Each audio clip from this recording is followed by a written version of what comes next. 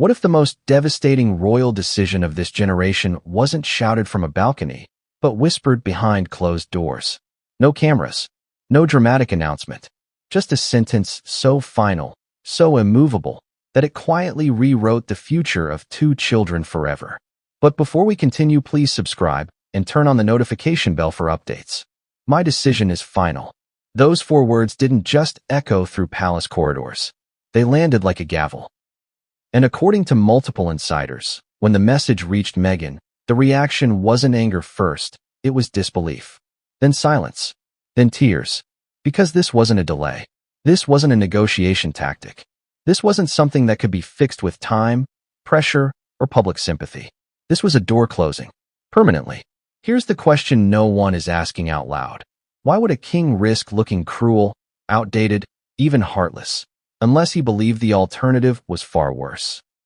Think about it. Monarchs are trained to soften language, to leave room for maneuver, to let time do the dirty work. And yet, in this moment, King Charles reportedly chose language with no escape hatch. No ambiguity. No future revision. A line drawn not just against Meghan, but against the possibility of Archie and Lilibet ever being named prince and princess. Forever. And that word matters. Because forever means this decision wasn't emotional. Emotional decisions wobble. Forever means calculated.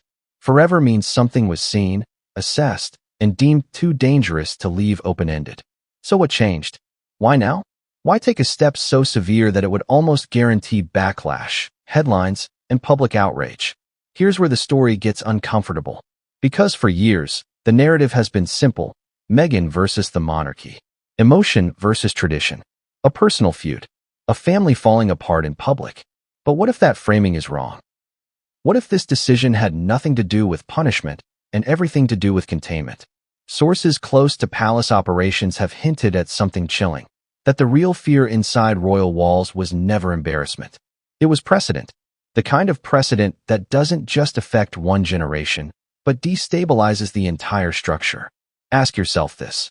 If titles can be weaponized, monetized, or leveraged from outside the institution, what happens next? And if the palace hesitated once before, what forced their hand this time? This is why Meghan's reported reaction matters. Not because of the tears themselves, but because of what those tears represented. The moment it became clear that influence had limits. That public pressure had hit a wall. That no interview, no statement, no wave of support could reverse what had already been sealed. And just when it seemed like this was simply a tragic, cold-hearted royal decision, a detail emerged. A quiet rule, rarely used, almost never discussed. A rule that explains why this outcome was not only inevitable, but necessary. And once you understand that rule, the story stops being about Meghan entirely.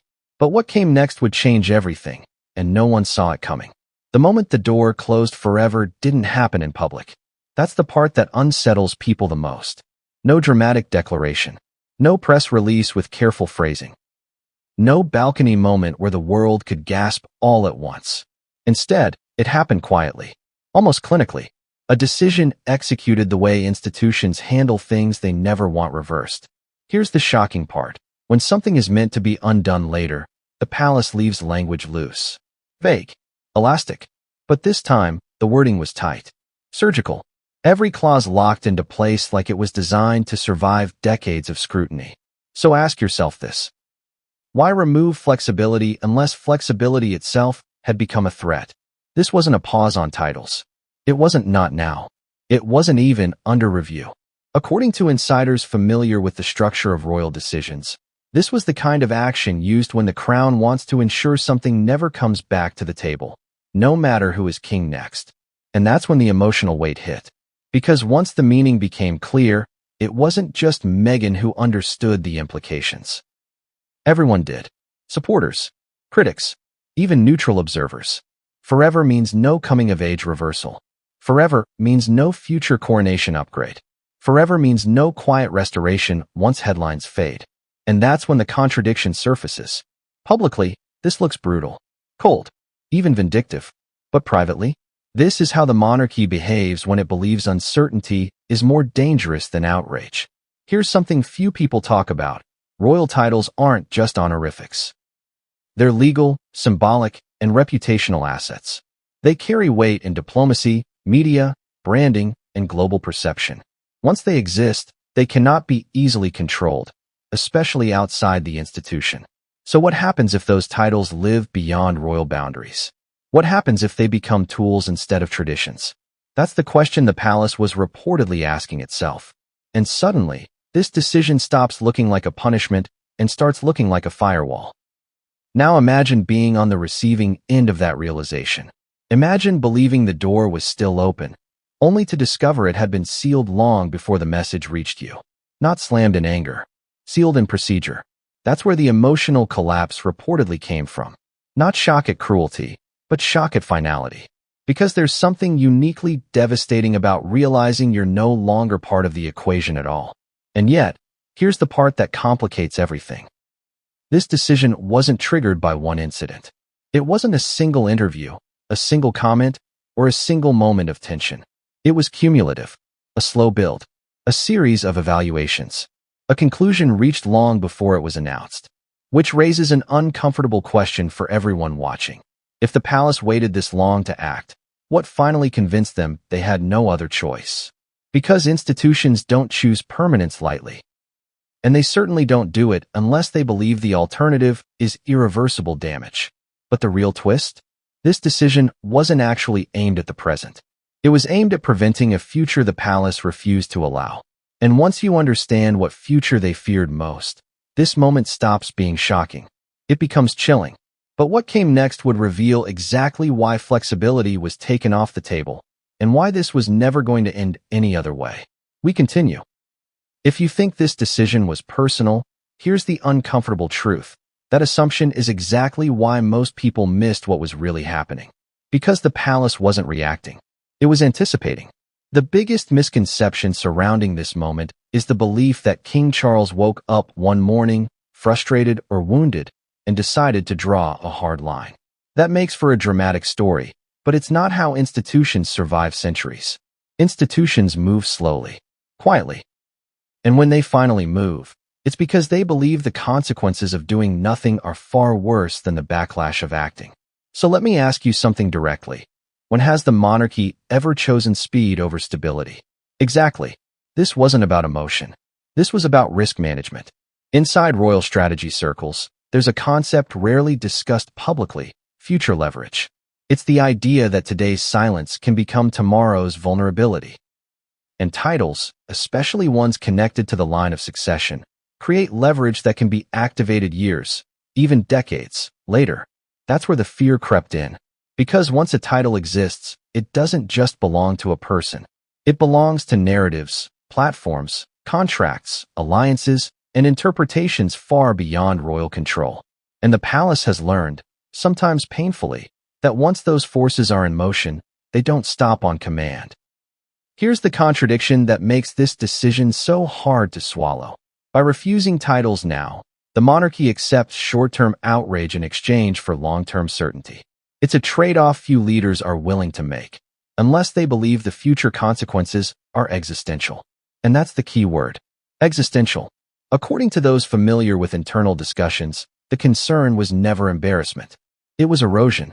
Slow, subtle erosion of authority, of boundaries, of the unspoken rules that hold the entire structure together. Think of it like this. You don't reinforce a dam when the water is calm. You do it when you see pressure building beneath the surface, pressure that looks invisible to outsiders but terrifying to engineers. So where does Meghan fit into this? Painfully, almost incidentally. That's what makes this so devastating. Because when an institution shifts into survival mode, individual feelings stop being central. The system doesn't ask who will cry. It asks what must be prevented. And this is where the emotional weight becomes unbearable. Because the realization isn't they chose against me. The realization is they chose without me. That's the moment when influence disappears. When negotiations end not with an argument, but with silence. And silence, in royal terms, is final. Still, none of this explains why the decision had to be permanent. Not delayed, not conditional, permanent. For that, you have to understand something almost never discussed outside palace walls. There is a silent rule, used only when the crown believes a future scenario could spiral beyond control. It's not written for drama. It's written for containment. And once that rule is invoked, there is no path back, no matter who sits on the throne next. This is the detail that changes everything. The one that turns a painful family story into a cold institutional maneuver. Because once this rule was activated, the outcome was no longer about mercy or reconciliation. It was about stopping a future the monarchy refused to allow. And when that future finally came into focus, even the harshness of this decision began to make a terrifying kind of sense. But what came next would expose the rule itself, and why invoking it meant there was never any other ending possible. There is a reason this rule is never explained publicly. Because the moment people understand it, they also understand how serious the situation had become. This rule isn't about punishment. It isn't about favor. And it certainly isn't about emotion. It exists for one purpose only: to stop a future scenario from ever materializing. Here's the shocking part. In royal systems, there are decisions designed to be reversible, and decisions designed to be immune to time. This was the second kind. The kind that survives public anger, media cycles, even changes in leadership. Why? Because the palace was no longer thinking about today. It was thinking about 10 years from now. 20. 50. Ask yourself this. What happens when ambiguity is left in place long enough for someone else to weaponize it? History has already answered that question more than once. And each time, the crown paid a price it never wants to pay again. That's why silence mattered more than explanation. Because explaining invites debate. Debate invites pressure. Pressure invites precedent. And precedent is the one thing the monarchy fears losing control of. This silent rule is activated only when one conclusion has already been reached, that flexibility itself is dangerous. That leaving doors open creates leverage for people who no longer operate within the system's boundaries. This is where the emotional irony cuts deepest. Because from the outside, it looks cruel. But from the inside, it looks preventative. Like cutting a wire before a spark becomes a fire. And once this rule is invoked, there is no appeal process.